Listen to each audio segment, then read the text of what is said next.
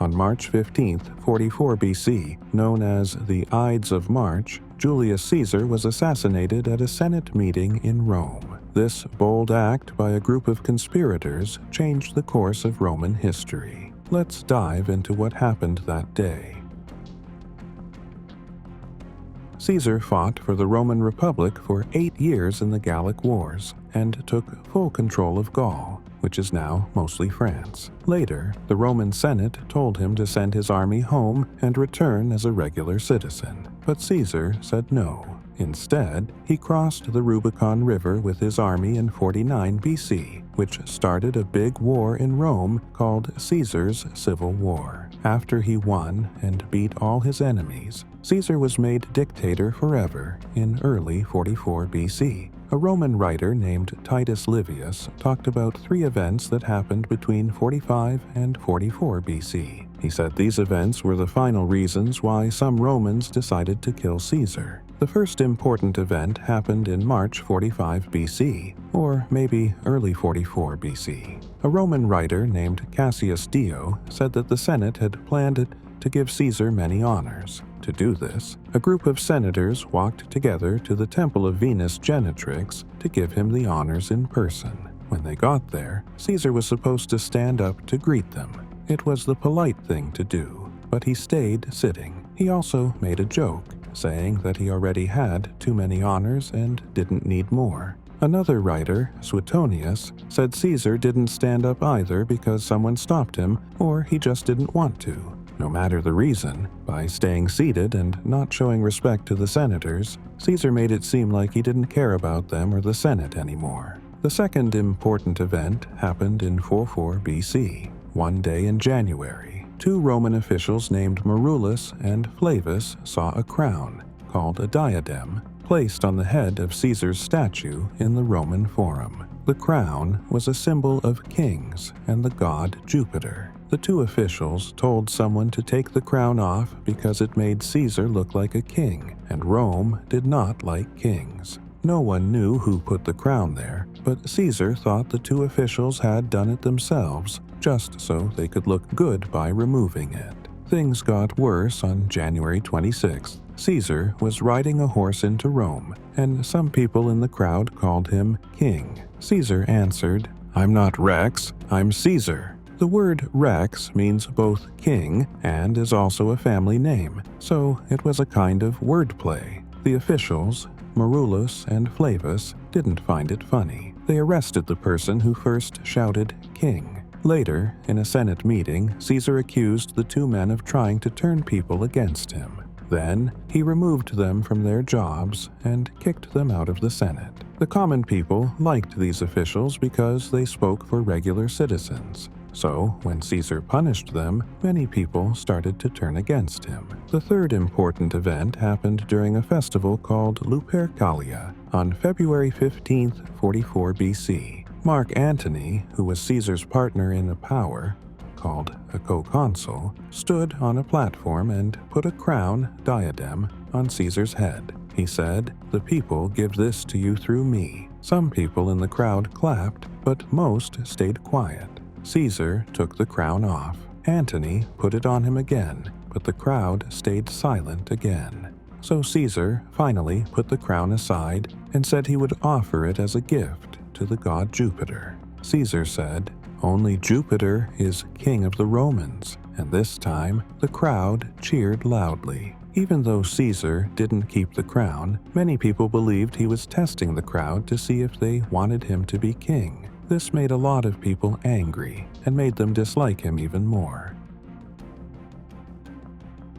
According to the writer Suetonius, the main reason Caesar was killed was because people thought he wanted to make himself king of Rome. This fear grew stronger after the 3 major events in 45 and 44 BC. In just a few months, Caesar had disrespected the Senate, removed the people's representatives, and played with the idea of being king. By February, a secret plan to kill him had already started. The plan to kill Caesar began on the evening of February 22, 44 BC. 2 men, Cassius Longinus and his brother-in-law Marcus Brutus, met and talked. They both agreed that something had to be done to stop Caesar from becoming king. After that, they started looking for others to join them. Even though one person could kill someone, Brutus believed that killing Caesar should be seen as a serious act to save Rome. So, they needed many important men to be part of the plan. They tried to choose the right number of people, enough to stand up to Caesar's supporters, but not so many that the plan would be discovered. They chose close friends, not strangers. They didn't want wild young men or weak old ones. Most of the men they picked were around 40 years old, just like them. They asked careful questions to see who they could trust. Old writers say that in the end, about 60 to 80 people joined the plan. But some think that the number 80 may be a mistake in old writings. The people planning to kill Caesar believed that the place and way they did it would change how people reacted. If they attacked him in a quiet place, people might see it differently than if they did it in the middle of Rome. They thought of many different ways to kill him. One idea was to attack him while he walked on the Via Sacra, a famous street in Rome. Another idea was to wait during the elections, when Caesar would cross a bridge that all voters used. They planned to push him off the bridge into the water, where other men with knives would be waiting to kill him. Another plan was to kill him during a gladiator fight, because people wouldn't think it was strange to see armed men there. Then, someone suggested killing Caesar during a Senate meeting. This plan seemed the best. Caesar didn't have bodyguards, but in public, his strong and dangerous-looking friends walked with him to keep him safe. In the Senate House, only senators were allowed, so his friends wouldn't be there to help him. Also, killing Caesar in front of all the senators would look like a brave act to save Rome, not just a secret plot. The conspirators agreed to this plan. Caesar was supposed to leave the city on March 18th for a war. The last Senate meeting before that was on March 15th, known as the Ides of March, so they chose that day to kill him. On the Ides of March, 44 BC, the Senate meeting was held at the Senate House of Pompey, inside the Theater of Pompey. Normally, these meetings took place at the Roman Forum, but it was being rebuilt with Caesar's money, so they used other places around Rome instead. On that day, gladiator games were happening at the theater. One of the conspirators, Decimus Brutus, had his own group of gladiators and placed them near the Senate House in a hallway called the Portico of Pompey.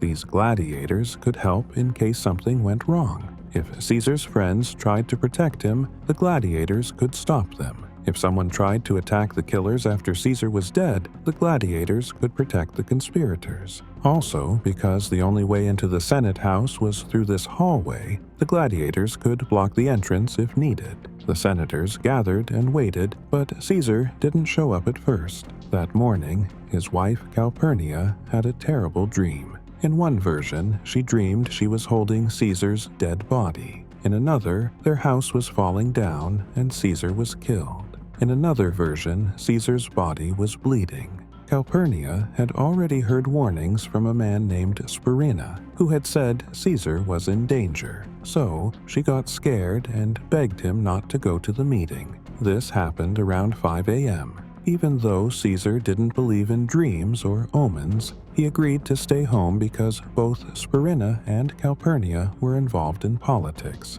He sent Mark Antony to tell the Senate he wasn't coming. When the conspirators found out Caesar had canceled, Decimus Brutus went to his house and convinced him to come anyway. He told Caesar, "Are you really going to listen to a woman's dream and silly warnings?" After some thought, Caesar agreed to go. As Caesar was walking to the Senate House, he saw Spurina, the man who had warned him earlier. Caesar joked, "Well, the Ides of March have come?" Spurina replied, "Yes, they have come, but they're not over yet."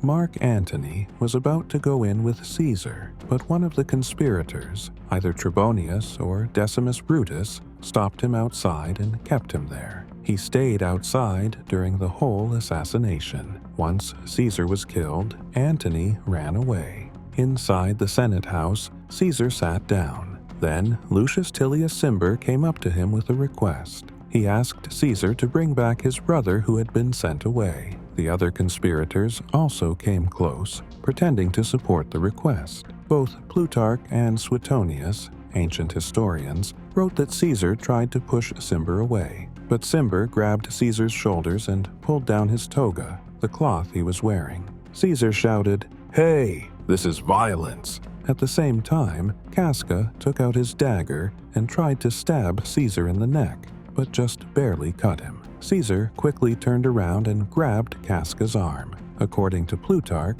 Caesar said in Latin, "Casca, you villain, what are you doing?" Casca got scared and shouted, "Brother, help me!" to the other conspirators. Caesar managed to push Casca away with force, but then Casca's brother, Gaius Servilius Casca, stabbed Caesar in the side. Right after that, more conspirators started attacking him from all sides. Cassius cut Caesar's face, Lucilianus stabbed his back, and Decimus cut his leg. Caesar tried to fight back, but he tripped and fell. While he was lying on the steps, unable to defend himself, the men kept stabbing him.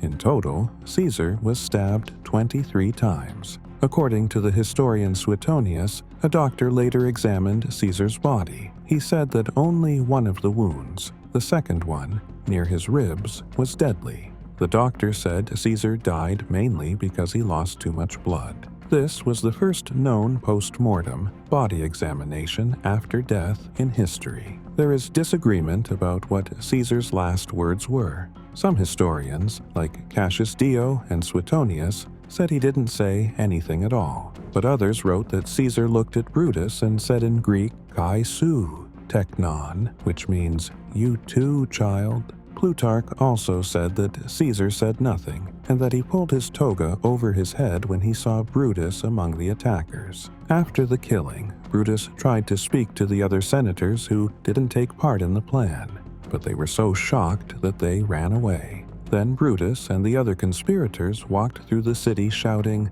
"People of Rome, we are free again!" But no one came out. The people of Rome were so scared by what happened that they locked themselves inside their homes. Suetonius wrote that after the killing, all the killers ran away. Caesar's body was left there for a while. Finally, 3 slaves came and carried him home on a stretcher. One of his arms was hanging off the side.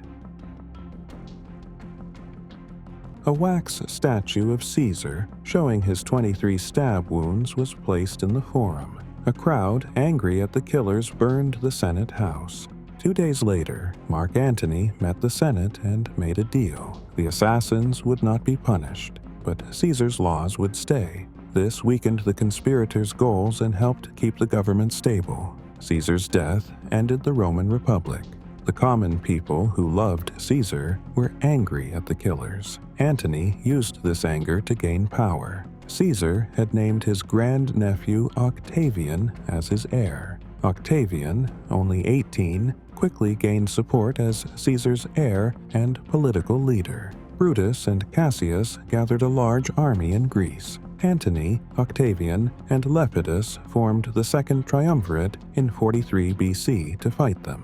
They made Caesar a god, and Octavian called himself Son of the Divine. The Triumvirate killed many enemies to fund their army and defeated Brutus and Cassius at Philippi. The Triumvirate broke apart due to jealousy. Lepidus was forced into exile. Antony married Cleopatra and used Egypt's wealth to challenge Octavian. After a civil war, Octavian defeated Antony and Cleopatra at Actium in 31 BC. Both died in 30 BC. Octavian became Rome's first emperor, called Augustus, starting the Roman Empire. Julius Caesar's assassination did more than end a life. It shattered an era and ignited the rise of an empire. The fall of the Republic and the birth of Imperial Rome were born from those fatal blows. This moment changed history forever, proving that the actions of a few can reshape the destiny of millions. The legacy of Caesar still echoes through time, reminding us how power, ambition, and betrayal can alter the world.